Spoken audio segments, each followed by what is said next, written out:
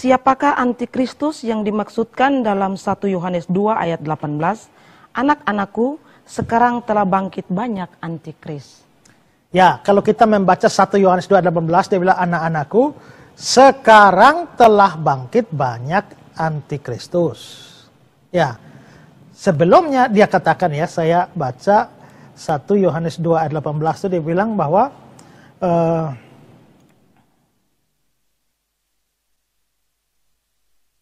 1 Yohanes 2 ayat 18,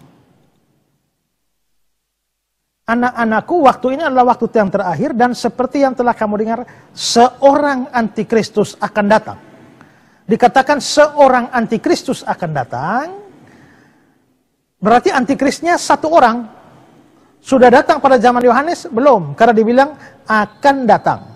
Tapi kalimat itu dilanjutkan, sekarang telah bangkit banyak antikristus.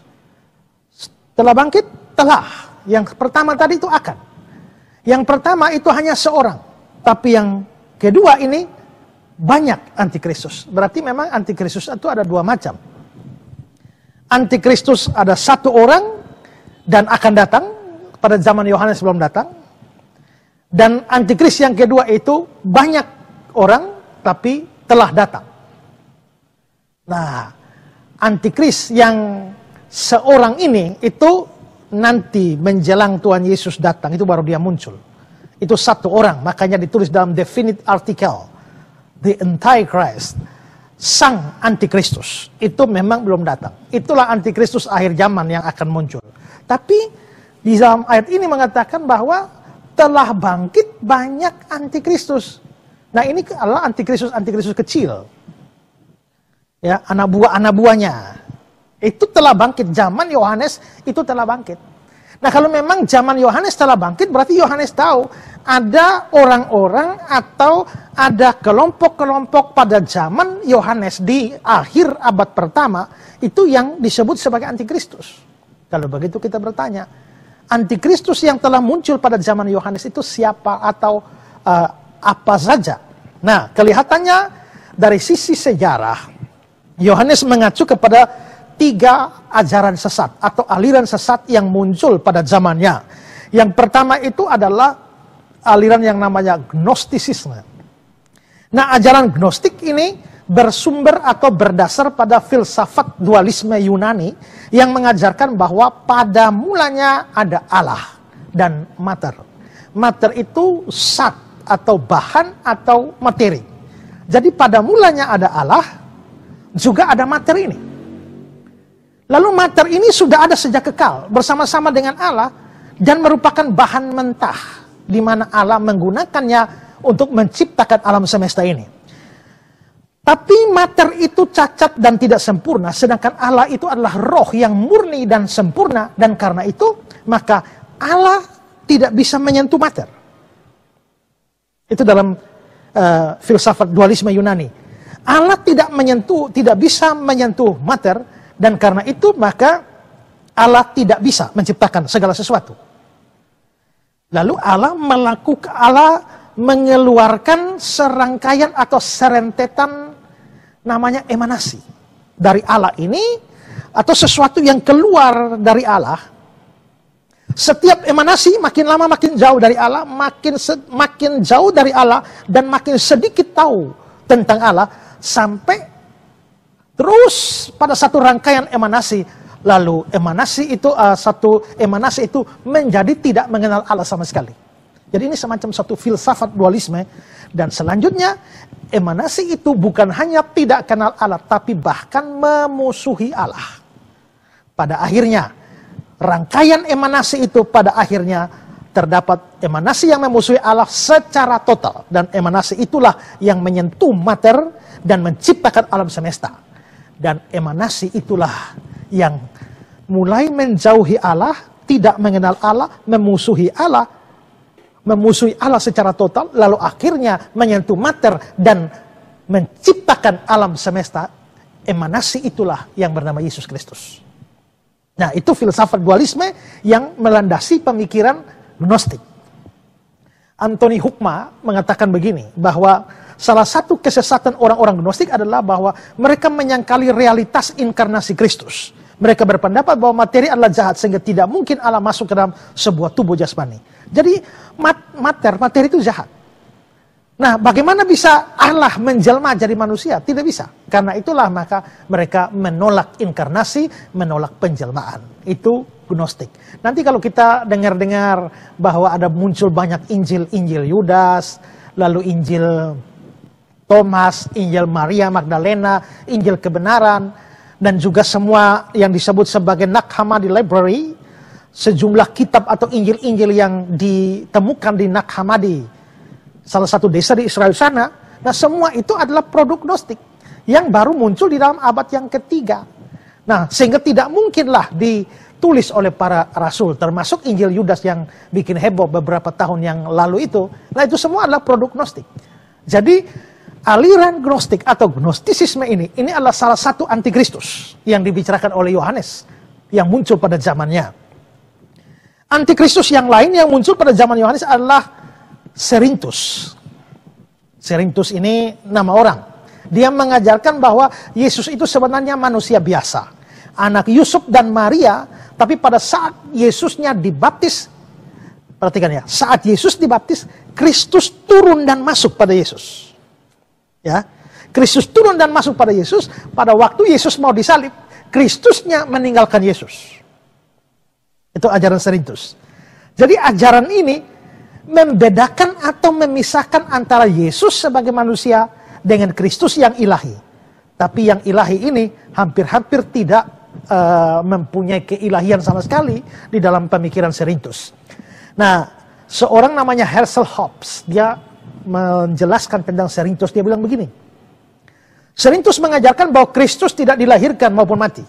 Kristus yang kekal datang kepada Tuhan, datang kepada Yesus pada saat baptisan dan meninggalkan dia pada kayu salib.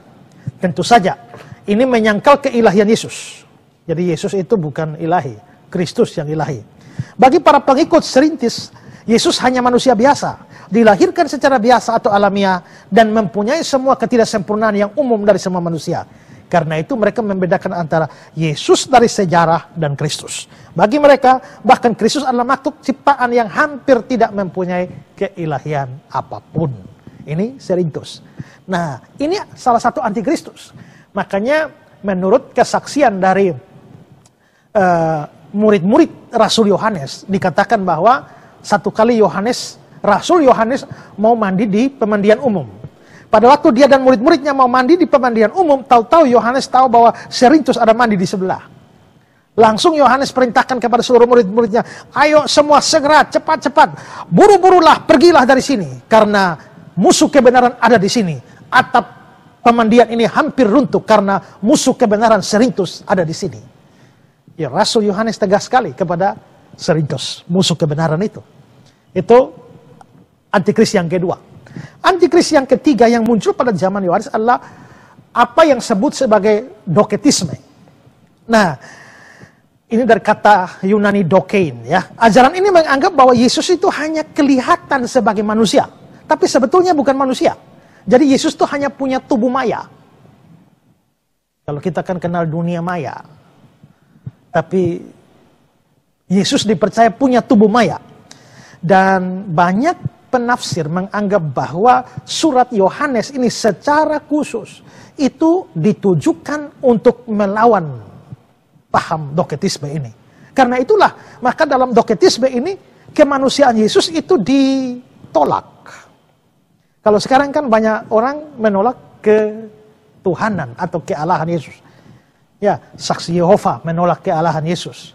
Unitarian menolak kealahan Yesus. Islam menolak kealahan Yesus. Maka sekarang kita berdebat ramai untuk membuktikan bahwa Yesus itu Tuhan, Yesus itu Allah. Tapi zaman itu, doketisme, Yesus dipercaya Tuhan, Allah. Tapi tidak dipercaya sebagai manusia. Loh, kan dia kan punya tubuh, itu hanya tubuh maya. Karena itulah, maka Yohanes menanggapi, kalau kita melihat misalnya di 1 Yohanes 2 ya, ayat 22. Siapakah pendusta itu? Bukankah dia yang menyangkal bahwa Yesus adalah Kristus? Dia itu adalah antikristus, yaitu dia yang menyangkal baik bapa maupun anak. Lalu di pasal 4 ayat 3, dan setiap roh yang tidak mengaku Yesus Dan setiap roh yang tidak mengaku Yesus tidak berasal dari Allah. Roh itu adalah roh antikristus, dan tentang dia telah kamu dengar bahwa dia akan datang dan sekarang ini dia sudah ada di dalam dunia. Lalu di 2 Yohanes pasal 7. Sebab banyak penyesat telah muncul dan pergi ke seluruh dunia yang tidak mengaku bahwa Yesus Kristus telah datang sebagai manusia.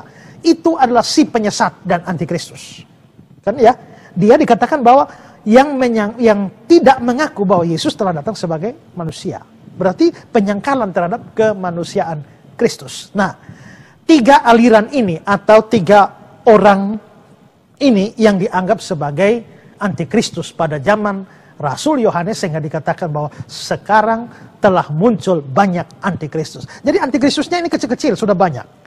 Nah, bayangkan bahwa zaman Yohanes sudah banyak, maka zaman sekarang lebih banyak lagi. Maka antikristus itu banyak. Ada antikristus yang punya YouTube, ya, ada antikristus yang punya Facebook, ya, ngajar, khotbah. Itu adalah antikristus kecil yang memperbanyak jumlahnya sebelum kedatangan Tuhan Yesus. Ingat ya, pada waktu Yesus mau datang ke dalam dunia, ada pendahulunya. Pendahulunya siapa? Yohanes Pembaptis. Ya, ratakan tanah bergelombang, timbunlah tanah yang berlubang. Nah, Yohanes Pembaptis meratakan jalan untuk kedatangan Kristus. Tapi di akhir zaman nanti, antikristus akan datang.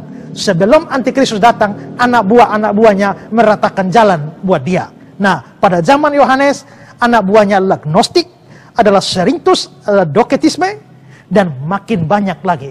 Dan hari ini ada banyak antikristus yang mempersiapkan jalan untuk kedatangan bos mereka itu. Ya, semua orang yang membenci Kristus itu adalah antikristus. Tapi semua penyesat yang mengajarkan hal-hal yang bertentangan dengan firman Tuhan itu adalah antikristus kecil yang mempersiapkan jalan untuk kedatangan antikristus besar. Ya.